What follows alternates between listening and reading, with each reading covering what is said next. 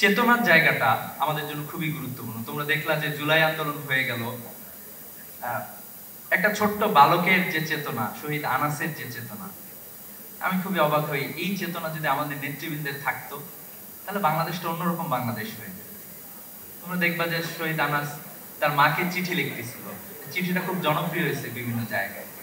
তো তোমরা দেখবা যে শহীদ আনাস তার মাকে লিখতেছিল যে, মা আমি চলে যাচ্ছি, আমি আর ঘরে বসে থাকতে পারলাম না, আমার ভাই আমার বোনরা সবাই মানে জীবন দিয়ে দিচ্ছে, রাস্তায় নামতেছে, আমাদের অধিকারের জন্য তারা লড়াই করতেছে, আমি ঘরে বসে থাকতে পারতেছি না। তো এই চেতনা যদি আমরা সবাই লালন করতে পারি, আমরা যদি সামনের দিকে আগায় যেতে পারি, আমি প্রত্যাশা করি যে আমরা এক নতুন বাংলাদেশ পাবো ইনশাল্লাহ। আমার আপু এই বিশ্ববিদ্যালয়ে পড়তো, বিশ্ববিদ্যালয়ে অনেক গল্প শুনতাম আপুর কাছ থেকে। তো একটা সময় আমিও বিশ্ববিদ্যালয়ে এসে প্রথম বর্ষে ভর্তি হয়েছিলাম। আমরা যখন প্রথম বর্ষে ছিলাম, তখন আমরা মানে প্রথম দিনে যখন বিশ্ববিদ্যালয়ে হলে উঠেছি, হলে ওঠার পরে আমরা একটা এমন এক বিশ্ববিদ্যালয় পেয়েছিলাম যে ওই দিনই গেস্ট রুম গণরুম ছিল ওই সময়টাতে, এবং আমাদেরকে নানা রকম মানে নানাভাবে আর কি মানসিক টর্চার যেটাকে বলে, এটা বিশ্ববিদ্যালয়ে তখন কমন একটা ব্যাপার ছিল। তো আমাদেরকে মানসিক নির্যাতন করার পরে আমাদের হল থেকে বের করে দেওয়া হয়েছে রাত 12টার দিকে মনে হয়।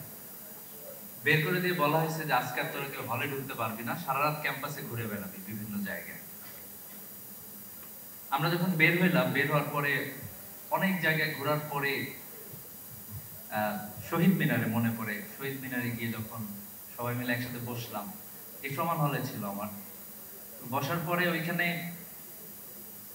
সবাই খুব গালিগালাজ করতেছিল তৎকালীন ছাত্রলীগকে, যে আমরা এত কষ্ট করে বিশ্ববিদ্যালয়ে আসছি, একটা সিটের জন্য আমাদেরকে এরকম করবে, অনেকেই গালিগালাজ করতেছিল।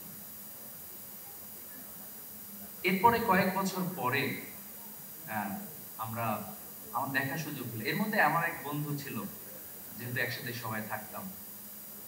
তো একটা সময়ে আমরা যখন 4th ইয়ারে, তখন দেখলাম যে টিএসসি তে একটা ছেলেকে আর একটা ছেলে নির্যাতন করছে। এর মধ্যে আমার ওই বন্ধুটাও আছে, যে ওই কি বলে এটা, শহীদ মিনারে গিয়ে ছাত্রলীগকে গালিগালাজ করতেছিল, সে বিশ্ববিদ্যালয়ে আরেকজন সাংবাদিককে নির্যাতন করছে। আমাদের কাছে এরকম একটা বিশ্ববিদ্যালয় ছিল স্বপ্নের ব্যাপার, যে বিশ্ববিদ্যালয়ে গেস্ট রুম থাকবে না, গণরুম থাকবে না, শিক্ষার্থীরা যার যার মতো করে যতক্ষণ ইচ্ছা পড়াশোনা করতে পারবে, তাদের মতো করে নিজেদেরকে গড়ে তুলতে পারবে। এখানে বিশ্ববিদ্যালয়ের শিক্ষকরা আসবে, ছাত্ররা আসবে, সাবেক ভাইরা আসবে, তারা তাদেরকে উপদেশ দিবে সুন্দর সুন্দর। এগুলো ছিল আমাদের কাছে স্বপ্নের মতো। আমার মনে পড়ে যে আসলে আমাদের আমাদের সবার ঐক্যবদ্ধ যে শক্তি, এটা আসলে অনেক পাওয়ারফুল। আমাদের ওই সময় নির্যাতন ছিল একটা কমন ব্যাপার, যে প্রতিটা হলে নির্যাতন চলতো। আমরা যখন 4th ইয়ারে, তখন শুধুমাত্র আমার ক্লাসে, আমি যে বর্ষে ছিলাম, আমার ক্লাসে প্রায় 12 জন হল থেকে বিভিন্ন সময় নির্যাতিত হয়ে হল থেকে তাদেরকে বের হতে হয়েছে। শুধুমাত্র আমার ক্লাসে 12 জন, বিভিন্ন কারণে তাদেরকে নির্যাতন করা হয়েছে, হল থেকে বের করা হয়েছে।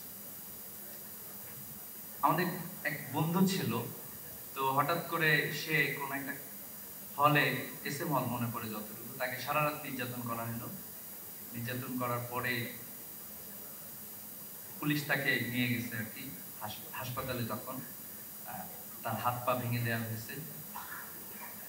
তো এই মুহূর্তে সে হঠাৎ করে কোন একজন পুলিশের নাম্বার নিয়ে আমার এক বান্ধবীর হাজবেন্ড, সে আবার সাংবাদিক ছিল, তাকে ফোন করছে। পরে আমাদের ক্লাসে যারা ছিল, তখন ক্লাসে আমরা ওই সময় যারা ছিল সবাই তখন চলে গিয়েছে হাসপাতালে, পুরো ক্লাসেই চলে গিয়েছে।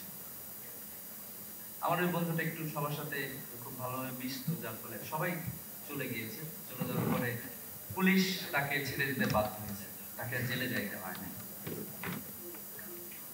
আমাদের নির্যাতন তো সবসময় ছিল ক্যাম্পাসগুলোতে বিভিন্ন কারণে, কিন্তু আমরা কখনোই ইউনাইটেড হয়ে শক্তিশালী ভাবে আমরা প্রতিরোধ গড়ে তুলতে পারি না।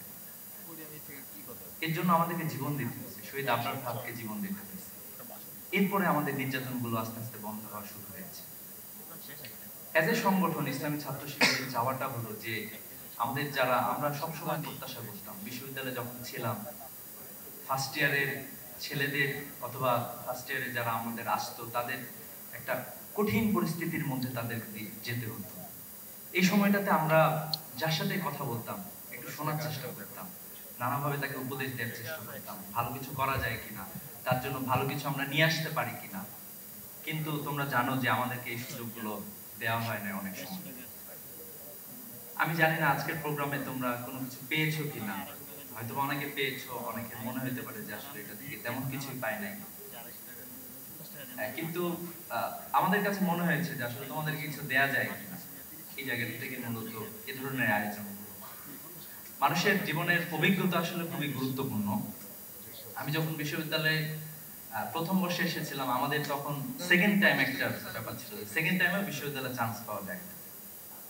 তো আমাদের সাথে আমাদের আরেক বন্ধু ছিল যে সেকেন্ড টাইম ছিল। আমি দেখতাম যে আমরা যখন ফার্স্ট ইয়ারে যে চিন্তা করতাম, সে ক্যাম্পাসে সেকেন্ড ইয়ার হওয়ার কারণে সে ওই চিন্তা সে আগে ভাগে ধরত।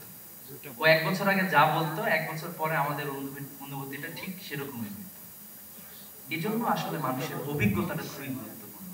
আজকে যারা এখানে এসেছেন তারা তাদের জীবন থেকে কথা বলার চেষ্টা করেছেন, অথবা আমরা যারা এখানে এসে দাঁড়িয়েছি, আমরা তোমাদের বড় ভাই হিসাবে আসলে আমাদের কথাগুলো বলার সুযোগটা পেয়েছি। তো এই জায়গা থেকে আমি যখন আমাদের এই সুযোগটা আসছে যে তোমাদের সবাইকে নিয়ে একসাথে বসা, এই সুযোগটা আমরা কাজে লাগানোর চেষ্টা করছি। আমরা এটা বিশ্বাস করি যে একটা যদি সমৃদ্ধ বাংলাদেশ চায়, বাংলাদেশের সবচেয়ে বড় সম্ভাবনা হচ্ছে বাংলাদেশের তরুণরা। বাংলাদেশের যে তরুণ সমাজ আছে, বাংলাদেশের তরুণ তরুণীরা, এরাই হচ্ছে বাংলাদেশের সবচেয়ে বড় সম্ভাবনার জায়গা। কেন যেন আমরা দেখি যে আমাদের তরুণদেরকে খুব সুন্দরভাবে গড়ে ওঠার যে একটা পরিবেশ করে দেওয়া দরকার, এটার আসলে সবসময় ঘাটতি আমরা দেখতে পেয়েছি। ওই যে শুরুতে বলতেছিলাম যে আমরা সুন্দর একটা ক্যাম্পাসের স্বপ্ন দেখতাম, যে ক্যাম্পাসে গেস্ট রুম গণরুম থাকবে না, যে ক্যাম্পাসে কেউ নির্যাতনের শিকার হবে না। এটা ছিল আমাদের জন্য একটা স্বপ্নের মতো। আমরা আসলে দেখলাম যে এই স্বপ্নটা বাস্তবায়ন হয়ে গিয়েছে। আমরা এরকম একটা ক্যাম্পাসে আমরা দেখতে পাচ্ছি, এখানে গেস্ট রুম নাই, নির্যাতন নাই, অন্যান্য বিষয়গুলো নাই। আমরা যখন বিশ্ববিদ্যালয়ে প্রথম বর্ষে আসছিলাম, তখন আমাদের সিনিয়র ভাইরা বলতো, যদি তুমি 1 ঘন্টা পড়াশোনা করতে পারো, প্রতিদিন যদি 1 ঘন্টা পড়াশোনা করতে পারো, তাহলে তুমি অনেক ভালো কিছু করবে। আমার মনে হইতো আর কি, ওই সময় আমরা বলছিলাম যে মাত্র 1 ঘন্টা, আমি তো 12-13 ঘন্টা করে অ্যাডমিশনের সময় পড়াশোনা করে বিশ্ববিদ্যালয়ে আসছি, আমি কেন পারবো না? বিশ্ববিদ্যালয়ে দেখছিলাম যে আসলে সেই পরিবেশটা নাই। গেস্ট রুম, গণরুম, এই সব করতে করতে, মানে প্রোগ্রাম, মিটিং, মিছিল করতে করতে সবকিছু শেষ হয়ে যায়, অনেকে আর পারতো না। তো যাই হোক, এই জায়গাটা থেকে আমরা বের হয়ে এসেছি। তো তোমরা আসলে একটা ক্যাম্পাসে আসছো, আমি তোমাদেরকে এজন্য বলবো যে ঢাকা বিশ্ববিদ্যালয় খুবই গুরুত্বপূর্ণ একটা জায়গা। তোমরা যে ক্যাম্পাসে আসছো, তোমরা একরকম ক্যাম্পাসে এসেছো।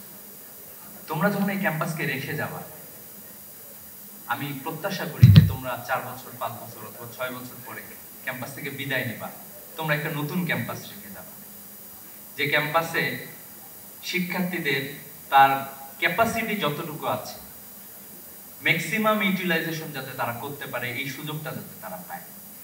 এই বিশ্ববিদ্যালয়ে মেধার যাতে চর্চা হয়। এই বিশ্ববিদ্যালয়ে শিক্ষক হইতে গেলেই যাতে এরকম না হয় কোন একটা রাজনৈতিক দলেরই শিক্ষক হবে, তারাই বড় বড় জায়গায় যাবে, এইটা যাতে না হয়, এরকম একটা ক্যাম্পাস তোমরা রেখে যাবা। এই যে তোমরা গেস্ট রুম, গণরুম বিহীন একটা ক্যাম্পাস পেয়েছো, নির্যাতন বিহীন একটা ক্যাম্পাস পেয়েছো, তোমরা এরকম একটি ক্যাম্পাসে রেখে যাবা। আমরা এখন গ্লোবাল ওয়ার্ল্ডে বসবাস করছি। তোমার প্রতিদ্বন্দ্বী তোমার পাশের জন না, তোমার ক্লাসের বন্ধু। তোমরা চাইলেই তোমরা 4-5 জন করে 4 পাইতে পারো, রেজাল্ট হইতে পারে তোমাদের, সে তোমার প্রতিদ্বন্দ্বী না। তোমার প্রতিদ্বন্দ্বিতার জায়গা আরো অনেক অনেক বড়। পুরো পৃথিবীর সাথে তুমি লড়াই করতেছো, প্রতিদ্বন্দ্বিতা করতেছো, এইভাবে তুমি তোমার নিজেকে গড়ে তুলবা। তো এইখানে একটা জায়গা খুবই গুরুত্বপূর্ণ, যে আমরা যখন বিশ্ববিদ্যালয়ে এসেছি, যে আমরা ডাইভার্সিটির মধ্যে এসেছি, এবং হচ্ছে এই ডাইভার্সিটিকে আমরা অ্যাকসেপ্ট করতে পারতেছি কিনা। এখানে নানা ধরনের লোকজন থাকে, নানা মতের মানুষজন থাকে, নানা জায়গা থেকে আসা মানুষজন থাকে। সবাইকে একসেপ্ট করাটা খুব বেশি জরুরি। আমাদের অনেক বেশি ডাইভার্সিফাইড নলেজ সম্পর্কে জানতে হয়, কিন্তু আমাদের যে ইন্ডিজিনাস অথবা আমাদের যে নিজস্ব যে কালচার আছে এই কালচারটাকে ধরে রাখতে হয়। আমাদের কালচার এরকম না যে ইউরোপ আমেরিকার মতো, ওইরকম কালচার আসলে আমাদের না। তারা ব্যক্তি স্বাধীনতার কথা বলে তারা ব্যক্তিকে পরিবার থেকে আলাদা করে ফেলছে, ব্যক্তিকে সমাজ থেকে আলাদা করে ফেলছে। কিন্তু আমাদের সোসাইটিতে আসলে এরকম না। আমাদের নর্মস এবং ভ্যালুস আছে, যে নর্মস এবং ভ্যালুস আমাদেরকে সামনের দিকে এগিয়ে নিয়ে যায়, যেটা আমাদের বন্ডিংটাকে আরো বেশি স্ট্রং করে। আজকে তোমরা দেখবা যে ইউরোপ আমেরিকার লোকজন আফসোস করতেছে নানা জায়গায়, তারা পুরো পৃথিবীব্যাপী লড়াই সংগ্রাম লাগায় রাখছে। আজকে আমরা এখানে অনেক এক্সাম্পল শুনলাম, বড় বড় বিশ্ববিদ্যালয়ের গল্প শুনলাম। তো এই বিশ্ববিদ্যালয়গুলো কি করছে? ওইখানে গবেষণা হয় কিভাবে আফ্রিকার দরিদ্রকে আরো বেশি বাড়ানো যায়, ওই দেশগুলোকে কিভাবে যুদ্ধের আরো বেশি যুদ্ধক্ষেত্র বানানো যায়, সিরিয়ার যুদ্ধটা আরো কিভাবে দীর্ঘায়িত করা যায়। তো এই চেষ্টাগুলোই তারা করে। ওইখানে আইআরএ পড়াশোনা হয় যে কিভাবে আরো অস্ত্র বেশি বানানো যায় এবং আরো অস্ত্র বেশি বিক্রি করা যায়, পৃথিবীকে কিভাবে গন্ডগোল লাগায় রাখা যায়। কিন্তু আমরা বলবো যে আমরা একটা নতুন বিশ্ব আমরা বিনির্মাণ করবো ইনশাআল্লাহ। এই বিশ্ব বিনির্মাণের জন্য বাংলাদেশের এই তরুণদের গুরুত্ব খুবই অপরিসীম। তো এই জন্য আশা করছি যে তোমরা সেভাবে নিজেদেরকে প্রস্তুত করবা, তোমরা গড়ে উঠবা। আগামীর বাংলাদেশ, আগামীর পৃথিবী আমরা তোমাদেরকে নিয়ে নেতৃত্ব দেবো ইনশাআল্লাহ। চেতনার জায়গাটা আমাদের জন্য খুবই গুরুত্বপূর্ণ। তোমরা দেখলা যে জুলাই আন্দোলন হয়ে গেল, একটা ছোট্ট বালকের যে চেতনা, শহীদ আনাসের যে চেতনা, আমি খুবই অবাক হই। এই চেতনা যদি আমাদের নেতৃবৃন্দের থাকতো তাহলে বাংলাদেশটা অন্যরকম বাংলাদেশ হয়ে যেত। তোমরা দেখবা যে শহীদ আনাস তার মাকে চিঠি লিখতেছিল, চিঠিটা খুব জনপ্রিয় হয়েছে বিভিন্ন জায়গায়। তো তোমরা দেখবা যে শহীদ আনাস তার মাকে লিখতেছিল যে মা আমি চলে যাচ্ছি, আমি আর ঘরে বসে থাকতে পারলাম না, আমার ভাই আমার বোনরা সবাই মানে জীবন দিয়ে দিচ্ছে, রাস্তায় নামতেছে, আমাদের অধিকারের জন্য তারা লড়াই করতেছে, আমি ঘরে বসে থাকতে পারতেছি না। তো এই চেতনা যদি আমরা সবাই লালন করতে পারি, আমরা যদি সামনের দিকে আগায় যেতে পারি, আমি প্রত্যাশা করি যে আমরা এক নতুন বাংলাদেশ পাবো ইনশাআল্লাহ। সেই নতুন বাংলাদেশ তোমাদের সবাইকে নিয়ে আমরা সবাই মিলে নতুন বাংলাদেশ করব, সেই প্রত্যাশা রেখে শেষ করছি। আসসালামু আলাইকুম ওয়া রাহমাতুল্লাহ।